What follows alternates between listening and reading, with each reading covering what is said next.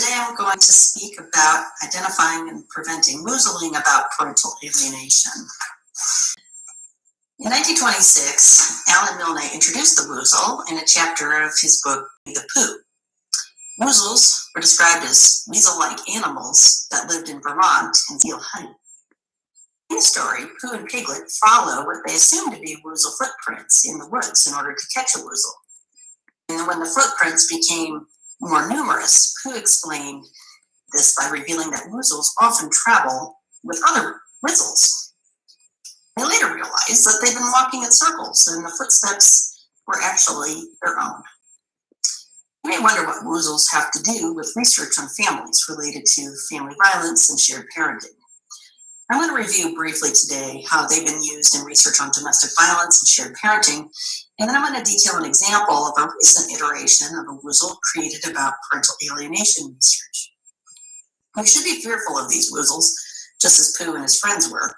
And at the end of my talk, I'm going to discuss some ways that can minimize the effect of these woozles on scientific research in these areas. Now, according to Richard Gels, the woozle effect was initially coined by Beverly Houghton in 1979 in a talk that she gave at the Conference for American Society of Criminology. The woozle starts when a researcher reports a finding and then qualifies the finding. In the example given by Gels in his paper, he refers to a study he published in 1974 of spousal abuse. And in this paper, he says 55% of the sample reported in one instance of conjugal violence in their marriage.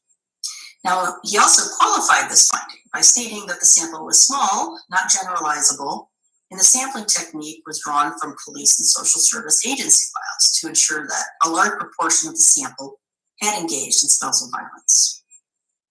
Now, the woozle effect then begins when people start to cite this original work and they fail to mention the qualifications of the finding. In the example Gels detailed, Strauss did this by reporting the percentage rather than the sample and generalizability issues. And then other scholars start to cite the second investigator or make the same mistake as them. In this case, one set of investigators started extrapolating incidence for estimates from the original study, leading to Langley and Levy reporting that about 28 million women were abused every year. Now remember, the original sample was selected from police and social service agency files, which are not representative of the general population. So it became a woozle over time when this important detail was lost. So the definition of a woozle as applied to research in the area of family violence was a belief or a claim that was not supported or is only partially or tentatively supported by empirical evidence. And this is why when people start repeating these beliefs over and over again or present the woozle in misleading ways, the danger becomes when policymakers and the public start to accept it as fact. And the distorted belief is accepted and it overshadows all other research on the topic that refutes it. And this is why the woozle is something we should all be afraid of. And according to Linda Nielsen, one of my esteemed colleagues who's also presenting at this conference, these woozles become hard to dismantle because they're appealing to support people who have prevailing beliefs about the topic. Now, Nielsen has detailed several examples from the shared parenting field of woozling.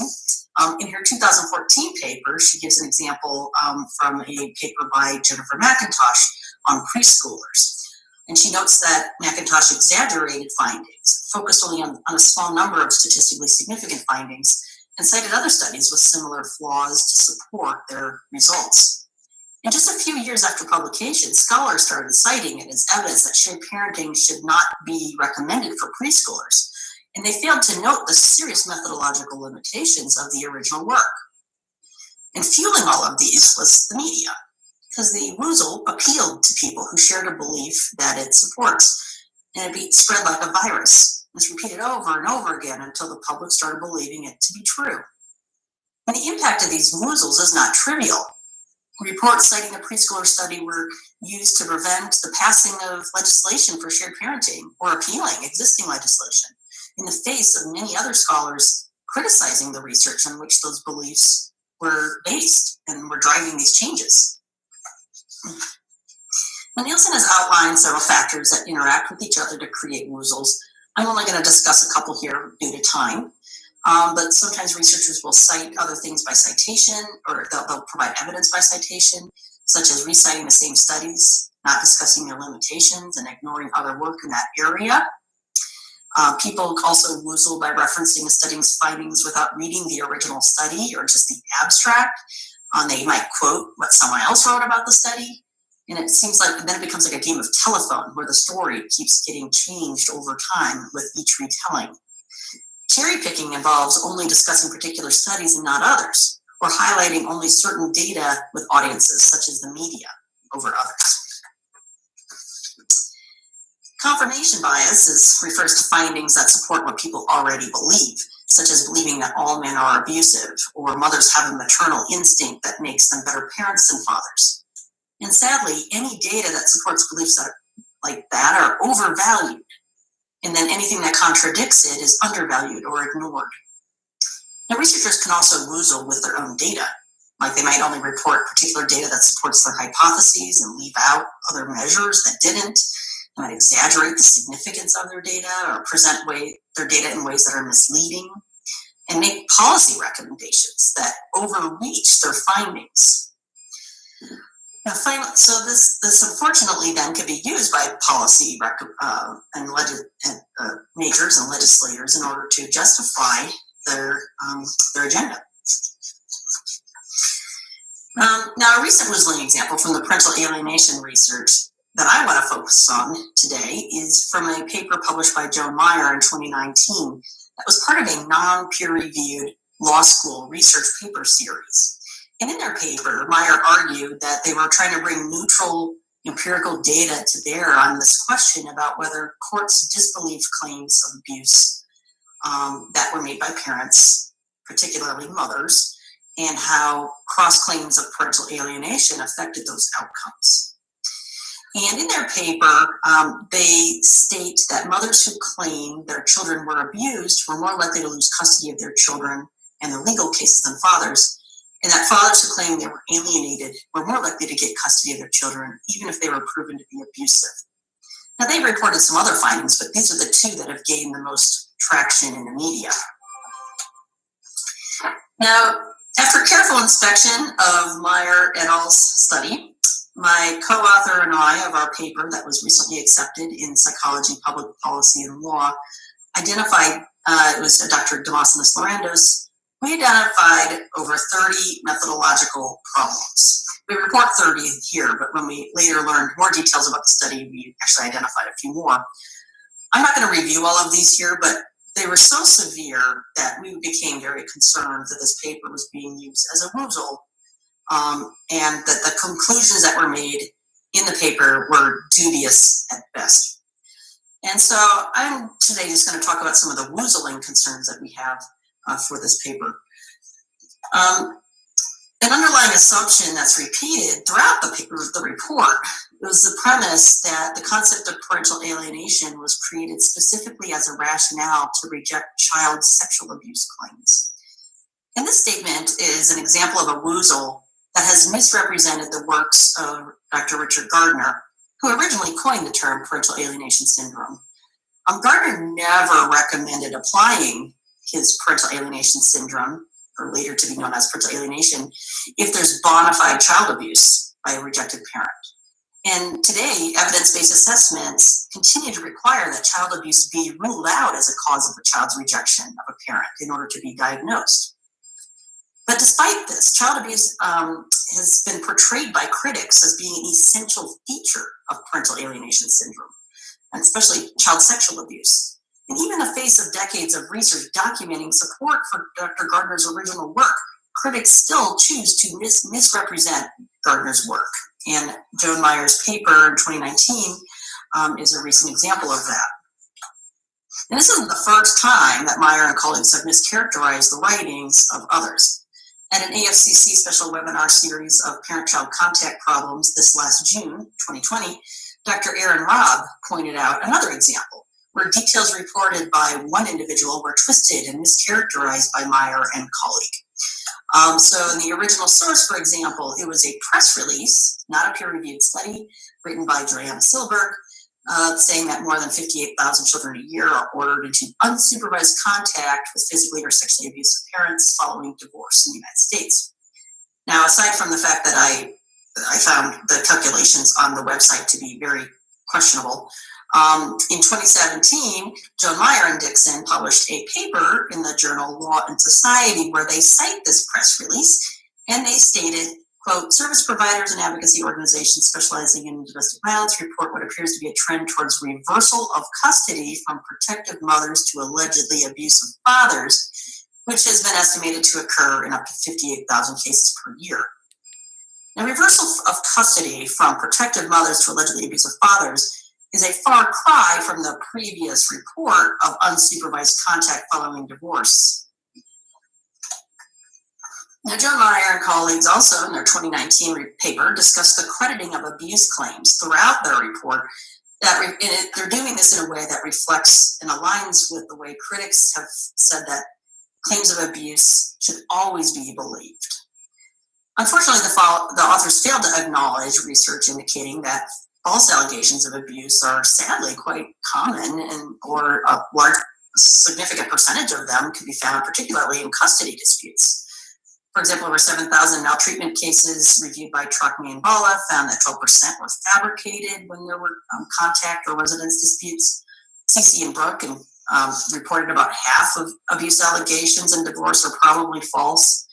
And despite this, Meyer and colleagues in their paper cite the CC and Brooke paper and say that about half of abuse claims are likely valid more than half the time. But they fail to mention then that that means the other half are maybe not valid. They also utilize consensus effects to woozle readers into placing faith in their findings. For example, they state that protective parents and their attorneys have claimed that GALs and custody evaluators fail to recognize abuse, and yet there's no references cited to support this statement. And the portrayal that, quote, consensus and many experts believe something based on anecdotal evidence makes it appear to the reader that there's general agreement on a topic when there's not. Harking is known as the hypothesizing after results are known, is a questionable research practice that threatens the credibility of research results. And Meyer and colleagues outlined a series of research questions that they said later were tested, and they didn't provide justification for testing some very specific hypotheses or relationships between variables. And they appear to have developed a lot of their hypotheses post hoc to explain statistically significant findings, because they present the hypotheses in the results section rather than a priori in the introduction section of their paper. Meyer and colleagues also went well beyond their limited data and single set of analyses to suggest recommendations that warrant action. On pages 26 and 27 of their report, for example, they state that courts and affiliated personnel need to be educated about their findings, that alienation theory plays a, quote, significant role in the denial of child abuse claims, that child protection workers need to stop discrediting claims of abuse made by mothers in child custody disputes, and that the U.S. Congress should amend the Child Abuse Protection Act so that the application of parental alienation theory is prohibited. And this call to action appears to be influencing advocacy groups. Recently, advocates have been trying to draft legislation that prohibits evidence related to parental alienation being used in court. And some domestic violence groups have been pushing legislation that would require professionals be taught about how alienation theory is improperly used to deny abuse, fuel misconceptions about protective parent and victim behavior, and that professionals who use the theory should be punished in ways such as losing their immunity, face criminal liability actions, and lose their professional licenses and accreditations. And across many media reports over the last year, Myers also appears to be woozling the public by minimizing or failing to discuss the limitations of her report. And the findings that have been pushed are aligning with the ideology that fathers are abusive and mothers are victims, with headlines like fathers are favored in custody battles, even when abuse is alleged. And this has been getting considerable national attraction. Now, the speakers of this conference vary considerably in their opinions about family violence and shared parenting and parental alienation. But I think we should all share the concern about how WOOZLES have been and continue to be used in our respective research domains. We all care about the health and safety of children. We want them to grow up in stable, safe, healthy homes. And the policies and laws that are used to make this happen should be based on solid, replicable research evidence and not based on flawed, ambiguous, and inaccurate data. So how can we prevent and stop WOOZLEs from having negative impacts on families? First, I think we need to stop being scared of them.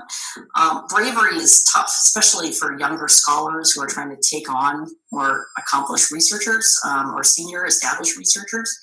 But the damage that WOOZLEs does is very substantial, and we cannot be afraid of them. We need to take them on in order to protect children and families. Linda Nielsen has provided a number of really good suggestions on how to prevent WOOZLEs in her 2014 paper that was published in Psychology, Public Policy, and Law. So I really recommend reviewing that. I don't have time to go over them in detail here. But what I wanted to mention is another way that we can prevent this is to start requiring scientific investigators to follow open science practices. Now, open science is a movement in the field and over the last probably decade or so to extend principles of openness to the whole research process. And it's systematically changed the way science is conducted today, particularly in the fields of psychology and other social sciences. In our recently accepted paper, we describe our attempts to try to obtain Meyer's research materials that were referenced in her report so that we can do a direct replication. But she declined to provide us any information. And so we were left to our own devices. And so we designed a study to attempt a replication based on how the study was described in the report. We pre-registered our hypotheses and methods on open science framework, meaning that we entered them all and then embargoed them until the paper was accepted for publication before we even collected data. We conducted our study exactly as we said we would. We provide all our data, coding forms, and original materials, our research process notes, correspondence between parties, and more on the Open Science Framework page. And it's publicly accessible to anyone. So you can see the webpage here. You can go and see what we did. And we're going to present our findings at another conference at some point. But I can tell you that we did not find any support for Meyer's claims. Mothers were not more likely than fathers to lose custody if they claimed they were abused. When fathers claimed they were being alienated and were also abusive, they were not more likely to get custody of their children. And in fact, we found the opposite effect to be true. Fathers were more likely to lose custody of their children even when the mother was found to have been abusive. In other words, Meyer's study did not replicate after we used a methodologically rigorous and transparent test of the study's hypotheses regarding parental alienation and child custody. Now, if you're unfamiliar with open science practices, please visit the Center for Open Science Research. They have a webpage here, and it has a lot more information on this important scientific development. Now, moving forward, independent replications, the use of open science practices, and strong, rigorous research methods are essential for the accumulation of reliable scientific evidence to prevent WOOZLEs. These practices are also essential for the development and modification of evidence-based policies and legislation that protect children. It can be very dangerous to develop policies and legislation based on one or a handful of research studies, particularly studies that are flawed and based on WOOZLEs developed through the use of questionable research practices. Across family violence, shared parenting, and parental alienation research, there are many ideological motivations that have the potential to drive research practices and create bias. Open science practices can help to mitigate these effects. And our hope is that all researchers in these research areas will do or be expected to utilize these practices and prevent WOOZLing. So thank you for your time. I'm going to be happy to field any questions you all have when the opportunity arises, and I will also be in the hallway chat after these sets of talks to answer any questions that you may have. And I encourage you to check out our article that's in press or soon to be online, if it's not already by the time you view this video, so you can see the results of the study that we published. Thank you very much. And best wishes, and I hope you enjoy the rest of the conference. Bye-bye.